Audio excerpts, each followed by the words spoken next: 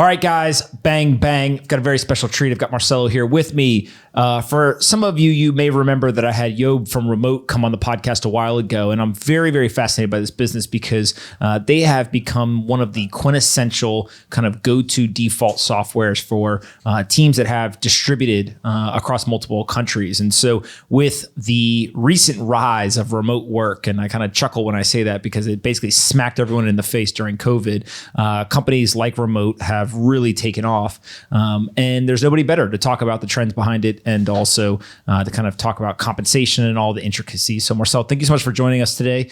Super excited about this. Thank you.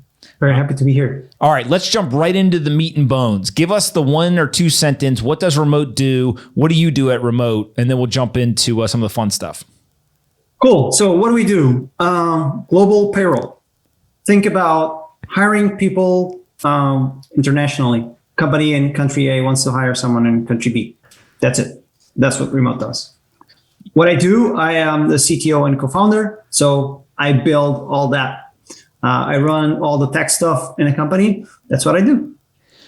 I asked for 2 sentences. You gave me 2 words, global payroll. That means you know what you're doing. If you could describe it that simply. If you guys are doing payroll, you have tons of data. You've obviously talked to literally hundreds, if not thousands of teams.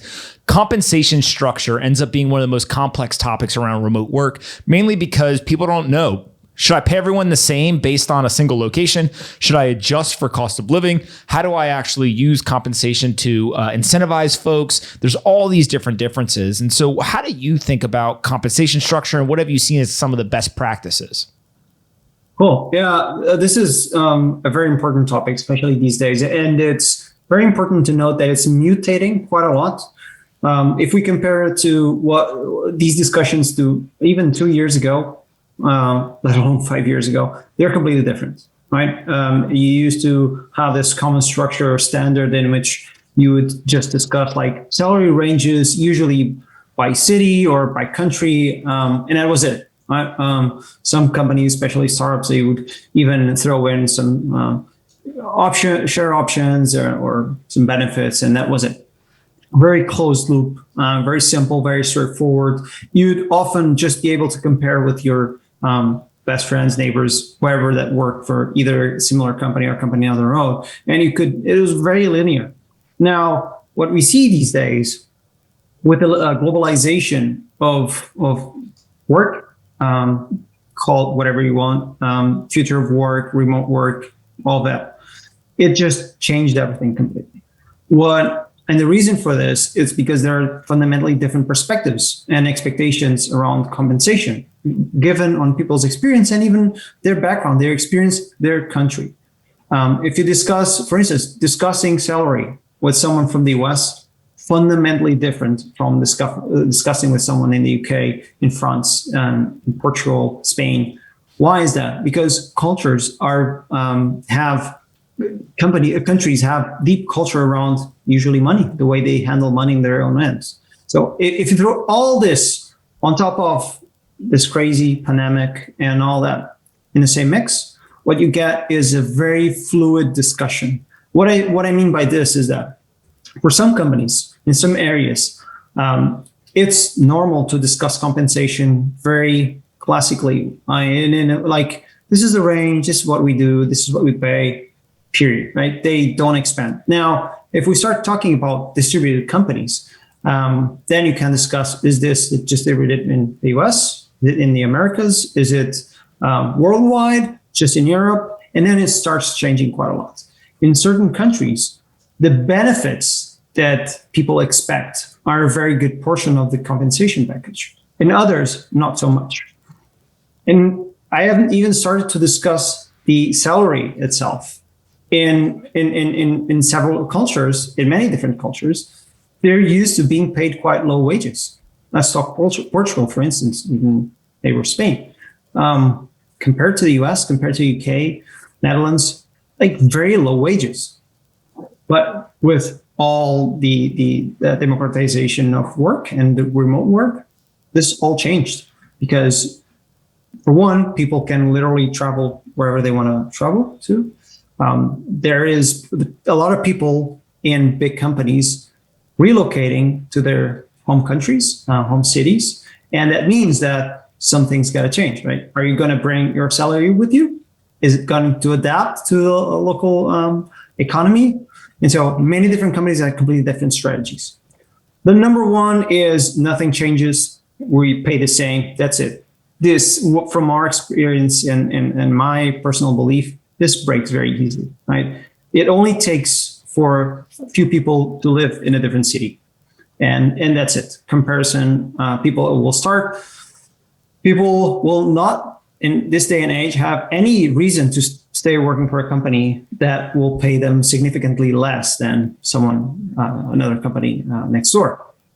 Then you have companies that create sort of an equation in which they will adjust the salary based on cost of living, the country itself, the expertise or the seniority around it, and make this sort of complex-ish equation in which you, at the end, there's a number that says, well, you're worth this in this country or that in that other country. Now, this allows for, it's a bit of a democracy in a way that gives you a sense that people actually have a choice or a saying in this when you don't really. But it's a bit more flexible because it adjusts to global distribution. Now, there's also a third option, which is something that we also see becoming more and more the thing. We try to practice this at remote, in which it's sort of a harmonization in a way, in which you're not static. So you don't say we pay this everywhere. And you also don't say we're going to fundamentally adjust this to your wage. So what you do is you create a very comprehensive and sort of fluid dynamic range that allows you to pay considerably better in some countries. What we do, for instance, is we have a threshold in which we don't go lower. So we have a worldwide threshold, and we don't lower that independently of because in some countries that we hire, if you get that lower threshold, you're probably going to be the king of a small city somewhere. But even so, it works pretty well because it gives you a good sense of belonging. At the same time, very fair compensation, and it also doesn't tie you to where you live. So these three compensation structures or strategies are the ones that we see working more and more these days. Like the first one is kind of self-deprecating over continuously. Second and thirdly, second, that is very well established. A lot of companies use this, works well for most of them, especially at scale, because it's fairly transparent way of calculating wages. Like the third, it requires a bit more effort because it's more people focused. And so it requires continuous adjustment so that the whole company throughout the world doesn't feel either left out or an outlier for good or for the bad. But all in all, there's a lot of things changing about the compensation structure. And we used to see that it used to be just about the money or the salary. Now it's flowing a lot more towards what benefits come with it. Are you somehow given any sort of stake in the company, like options, shares? The benefits that we're discussing, is it more just about health? Is it anything else? Is it about because, as you know, since this pandemic started, people started looking into other things like decent workstation at home, which for a lot of people comes as a given, but it is expensive. Like this camera is expensive. This desk is not super cheap. And so for a lot of people, this is expensive. And it's really worthwhile because this is where you work from, where you're making money. And so it also becomes all these tiny things start to become like this sort of quite fluid and interchangeable compensation package. And it's not slowing down. This change, these dynamics, with what people throw into these compensation packages is completely growing exponentially, the complexity of it all. And we haven't even started talking about different currencies and ways to pay people. Well, so I was going to say, it seems like there's the compensation package, then there's actually the amount of the salary, right? And that's kind of a global strategy that people have to really set. Then there is this like free market force that if you as my employer don't really kind of do what I think is best, I'm just going to leave. Like, see ya. There's other places that'll pay me. They'll pay me higher wages given regardless of where I work, and they're not going to try to just localize it. And so I think there's definitely a shift happening there. That then leads to the question of like, how do you actually do this? So my understanding of some of the complexity here is there's legal, there's compliance, and then there's actually like wiring, right? Or ACHing or direct depositing and like the actual execution from a technology standpoint. So maybe we can go through it in that order of just legal, compliance, and then the actual technology of executing the transaction and how you think about it as a CTO of remote. Yeah. And there's also a fourth point, which is very much security, which it's very often that people will just, because when you think about compensation, you usually think about banks sending people money, the banks, big portions, big chunks of money. But nowadays, I mean, with all the technology that you have, the way you can just ship money all around the world, it can be tricky. There's a lot of technology that has to go into anti-money laundering stuff and crazy things, like, because all of a sudden, for instance, remote, from day one, we're distributed company. We have no single office anywhere in the world. We have an entity, so a company in 50 countries around the world. We'll be at 80 to 100 by the end of the year. And we have people in literally across the world. Now, when you're hiring someone, you, first of all, there's all the usual shenanigans where you go through the hiring process, get to meet the person and all that. So what makes you think that person is not exposed somehow, is not part of a blacklist in whatever end of the world? And that's very complicated because in some ways, it's fine depending also on the country, because in some ways, some countries don't really care about this. Other companies are very picky about this. And this is just about filtering people, right? This is just about understanding where you're actually hiring, because are these people actually people? Or are you hiring someone that all of a sudden is like an AI or deep fake in front of camera because you never actually seen this person? So security of all this, like all of a sudden you have all this data flowing everywhere around the world. You have your whole personal information, where you are, who you are, where you live, your ID cards, bank information, what have you. All the crazy stuff that people can do with this, right? It's very, very easy these days to impersonate someone with all this data. And so what a lot of companies, have to keep in mind is that this has to be center stage for any kind of discussions about when you employ people abroad. You have to understand who you are, who these people are. So at Remote, for instance, we have a process called KYC, in which, in the onboarding process, you have to upload, of course, a document, and you have to, there's a sort of camera thingy that you have to smile and wave so that we know that you're a real person, that you're not just someone holding a picture and impersonating someone else. And that will validate towards against a few lists of publicly exposed people, so on and so forth. Like if you're not wanted for something really bad, and to understand exactly this. Now, the legal part of it all. What Remote does, we have our own entity in all the countries we operate. What does this mean? It means that there's a company, a remote company actually created in this country. When a company comes to us and says, well, company in the United States wants to hire someone in France, for instance, it means there's a remote France there, and we create a bridge between the two parties. American company and the French employee.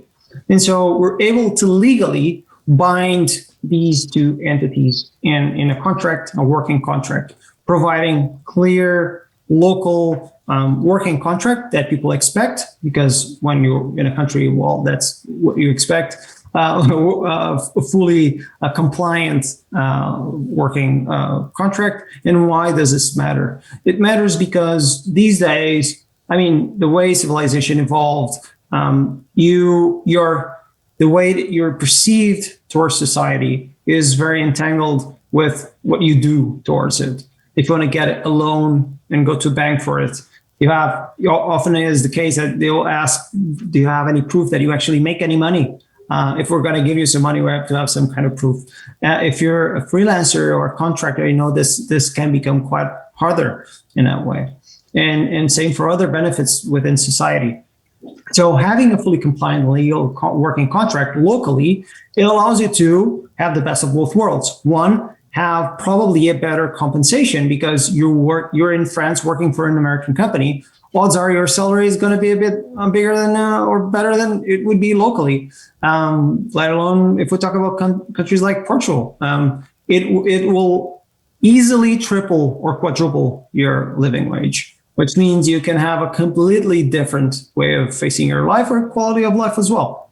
So that's more on the legal side of things. And then on a day-to-day basis, we essentially use a lot of the technology that we have on our platform to run things so that you don't really have to interact with remote. You're an employee of this company on the other end of the world.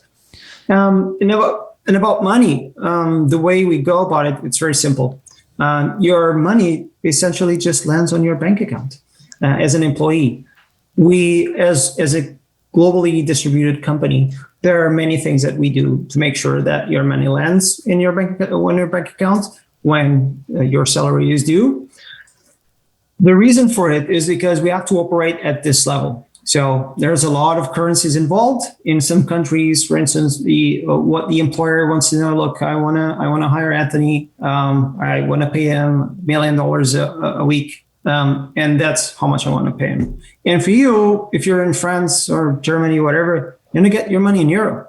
You don't really care about all that. You have an expectation of being paid in euro, and that's it. And so because of the fact that we have multiple entities and multiple bank accounts in all these countries in the world, we're able to use the technology to leverage that money, to leverage also the fact that money comes from one end. We also have our bank accounts in the incoming currency, and we also have the payout currency in which we're going to make sure to pay out your salary. How does it work in terms of the employee? If they are an employee of the legal entity in that location, and they're not actually an employee of the business in which they, quote unquote, work for, if there's any sort of like legal hangups or any sort of contractual disagreements or anything like that, does that put the employee in a situation where they basically are dealing with two entities, or is it very similar to kind of how it traditionally would be as well? Like, I guess, like, what are the downsides of this type of model versus what most people think of as like the employment relationship? Yeah, very little, if any. So the way that happens is that, contractually speaking, the employee only deals with one entity, which is remote entity. The contract, which is presented as signed between the parts, is agreed upon between the employee, remote, and the employer. And this means that there are no surprises. So for one, we own all the legal stuff. So we have our own legal counsel at remote, and that means that we're able. We usually say we own the full stack. So we own all the legal parts, privacy, security, compliance, and financials. So all this we will discuss in detail, in a sense. And why do I say the detail? Because it's very, very important. If you do in the traditional ways, and some companies still do this today and probably works for them, sure, is that there's a standard. It's a contract that you present to people and then you either sign it or you go on your own way. With remote, it's quite different. The reason why they do this is because they don't really own the entities. They use third-party services to provide this sort of abstract service, a conceptual service at the end of the day, but they don't own it. This means is that if you look at your contract and it says, well, well, at the end of the day, your firstborn is actually the employer's. And you're like, oh, I don't really want to give up my firstborn. And so they're like, well, we're not really going to negotiate it with you. Either take it or leave it. And the reason for this is that they don't own that contract. They don't own that entity. They're just a proxy to that business. And that's why remote is so different, because we own it entirely. And so whatever agreement is going on between you and the company that decided to hire you, we will honor it. Now, there's always a limit, which is what the local law allows us to do. For instance, let's say that your employer asked you to work 7 days a week, nonstop, 12 hours a day. In several countries, this is not allowed.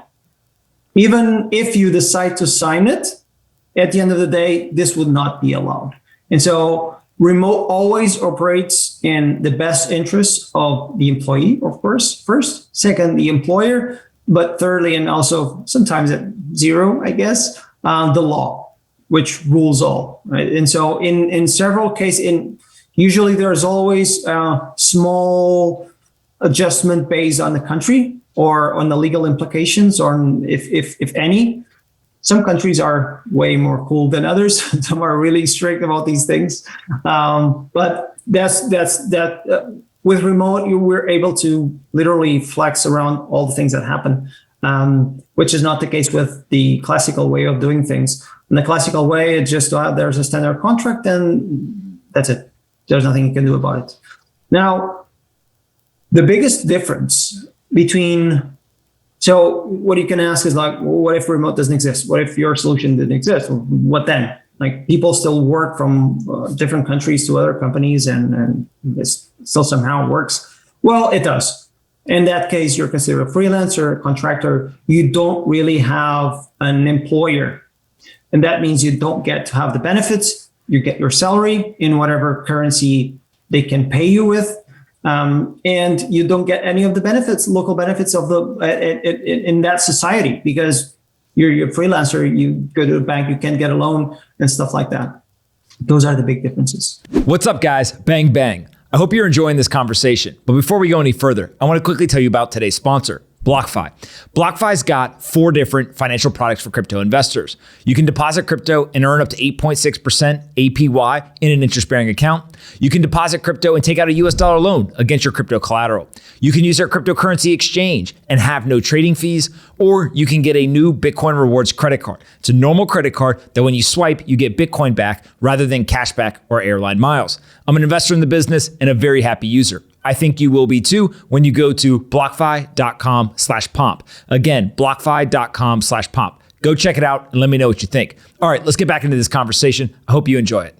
And so when you think about the types of assets that you're paying and the currencies that you're paying in, one of the things that immediately most of the audience is going to jump to is you can use US dollars, you can use a local fiat currency, you could use Bitcoin, you could use a stable coin or some other type of asset. How do you evaluate the different technologies that you could use to actually get the currency to an individual? And is there been or have you kind of operated with Bitcoin or with stable coins? And kind of where are you guys in that journey of evaluating those as potential payment methods?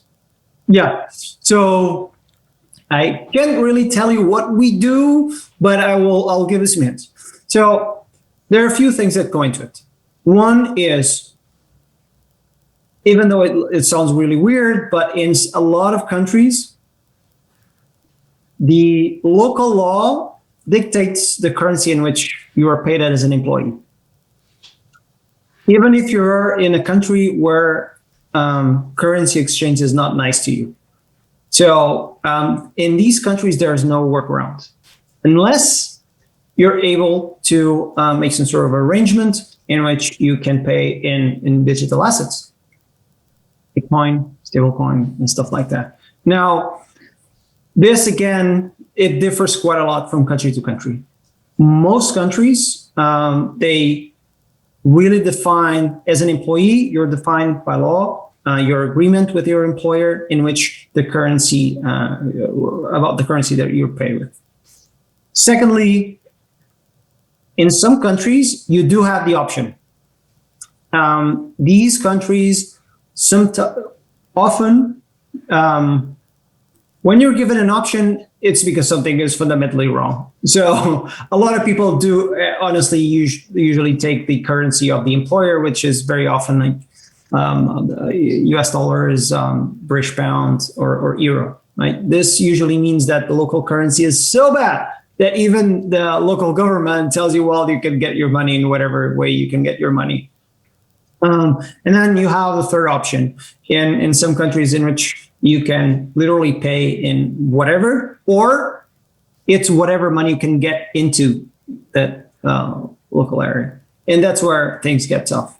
Now, what we've seen towards, and quite connected to this, is that currencies, and especially I tend to think that we have this sort of very positive and also privileged position in which we're seeing the world changing. We have entities in all these countries, and we're deeply connected to local government and laws, and we see the changes daily because we get all the updates all the time about all these things.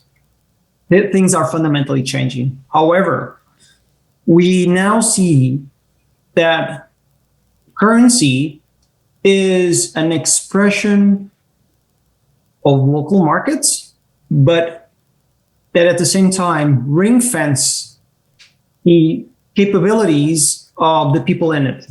So this might sound quite fancy, but what it means is that in a lot of ways, currency is a way to limit money from coming in and going out, which in a global and distributed economy is very worrying, because you see that today you can jump on a plane and just be whatever in a couple of hours.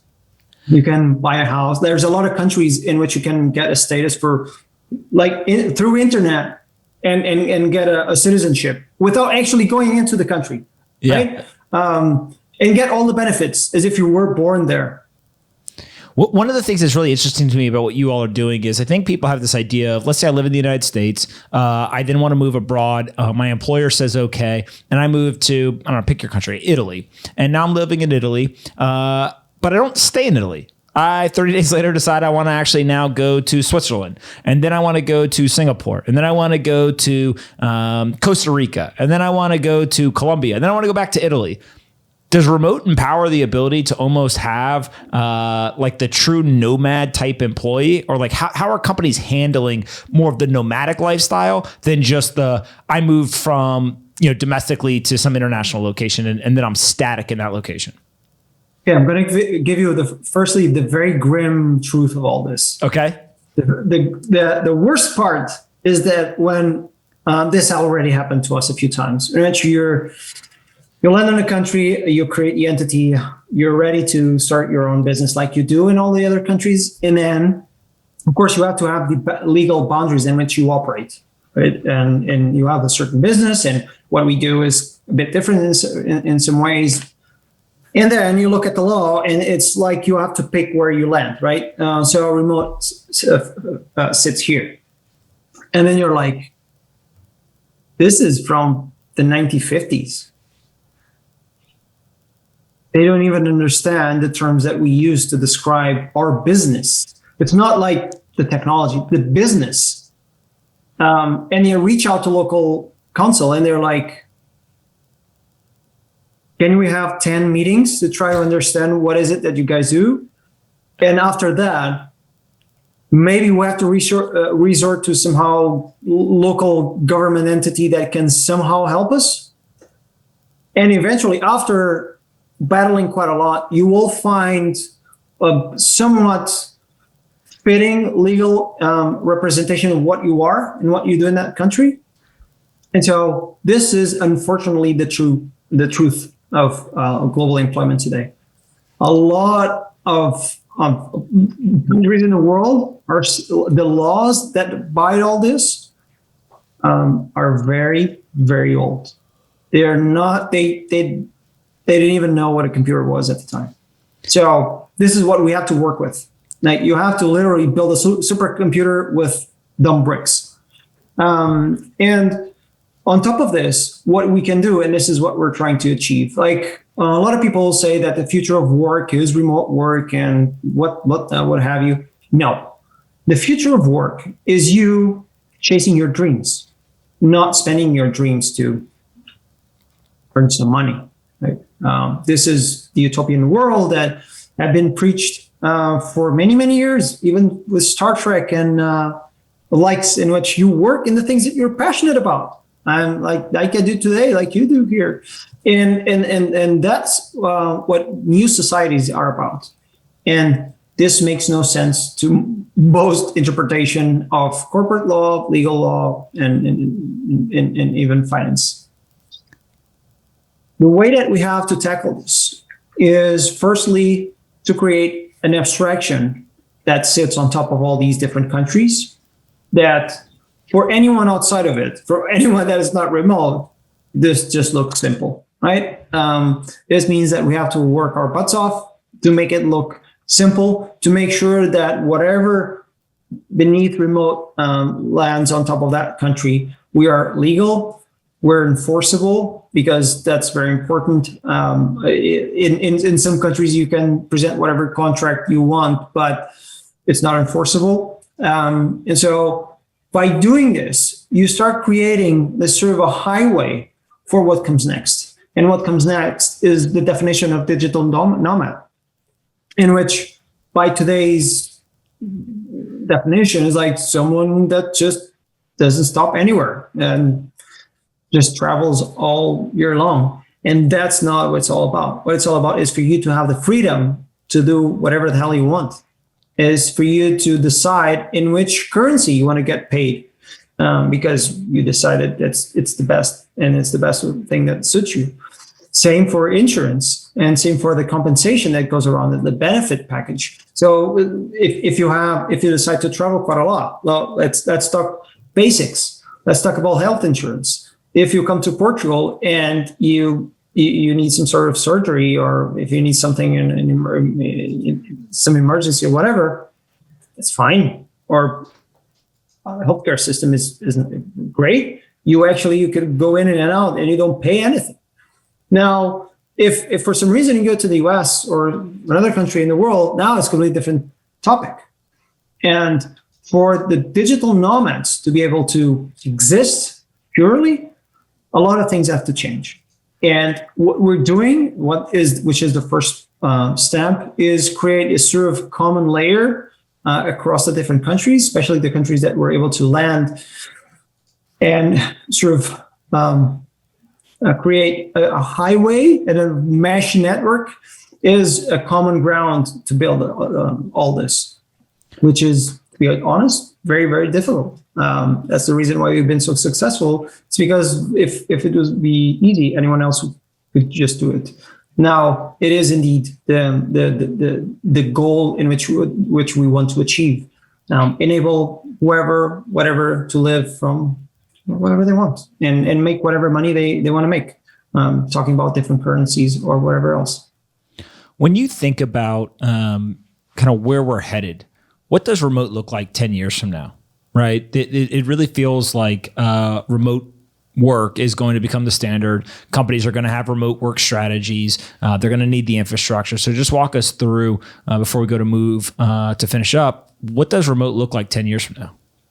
So what do we want to become? And this is what we're already representing for a lot of companies that are with us. Sort of more than a scaling engine, what we want is the experience that you have whenever you travel. So you get your phone, you're traveling in an airplane, you land, you turn up your phone, it connects to some carrier. You're now sending texts again. You don't even think, well, will my phone connect somewhere? What connection? What kind of connection will I get? What kind of technology is this? This is not something you think about, right? Especially these days. You would 15 years ago. Now you don't. And this is the kind of experience that we want remote to be. We want so that when you're creating a company, be it locally, international, or distributed, what you think is, I'm going to get the best for my employees. And I'm going to get the best employees in the world rather than just the best employees in my street. And I'm going to pay the best that I can. And given that, I'm going to get the best people in the world. And that's it. And you don't have to think, well, do I need to get an accountant? Do I need to get a lawyer who's going to draft my contracts? Who's going to pay up people? How about pay slips? What about taxes? Who's going to run taxes? That's not something we want you to think about. What we want you to think about is growing your business, growing your dream. And that's it. That's what we want remote to be. I think you guys are well on your way to accomplishing that goal. So I'm a fan. A lot of people who listen to this are obviously fans, users of the product as well. Before we finish up, I always ask everyone the same 3 questions, and then you'll get to ask me one at the end. What is the most important book you've ever read? The Book of 5 Rings. Ooh, that's a great one. Actually, that's a book that a lot of people won't know. Tell us why you think that one is. Yes, so it's a book written by Miyamoto Musashi. The greatest samurai of all time. Literally, he was very tall, apparently. But it essentially talks about 5 rings, sort of 5 different virtues, things that you eventually, as you grow and you go through life and experience, you start mastering sort of like the elements until you master the ultimate, which is the void, with the art of either creating it or filling it. And it can be literally just used in anything in life. It's just a bit of inspiration. And I like the way that even though I go through life in different phases, I look at it and it represents different things in different times, but it still holds true. That is probably one of the best suggestions we've had on this podcast because a lot of people do not know that one. So that's great. Next question comes from our friends over at 8 Sleep. I used to sleep 5-6 hours. Now I'm 8-9 hours. If I get my sleep, I'm good to go. If I don't get sleep, I'm cranky and basically an idiot, can't think clearly, etc. They've got a thermoregulated bed that they've got me sleeping on that is basically freezing cold. My wife hates my side. She makes hers warm, but mine is freezing cold. What's your sleep schedule and how has that kind of changed over the years? I never was much of a sleeper. I don't like it. I think it's a waste of time. I hate that I need it. And since 2 years ago, I became a dad to this kid that absolutely hates sleeping. And so I go to bed like maybe 11 p.m., midnight. I wake up at 6:30. That's it. And sometimes 11 to 6:30, that's 7.5 hours. You're not that far off. Yeah. That's pretty good. All right, last question. Aliens, are you a believer or non-believer? Yeah, sure, of course. Why not? I'd be crazy not to. That might be the shortest answer we've ever gotten. Yeah, of course. Yeah, look. I often say, like a bit of a joke, like the last year was a pandemic, crazy pandemic, and we've gone through really crazy shit around the world. And I used to tell my friends, when I was a kid and I thought about the end of the day, at the end of days, I would thought about aliens, not a virus that I can see. So, there you go.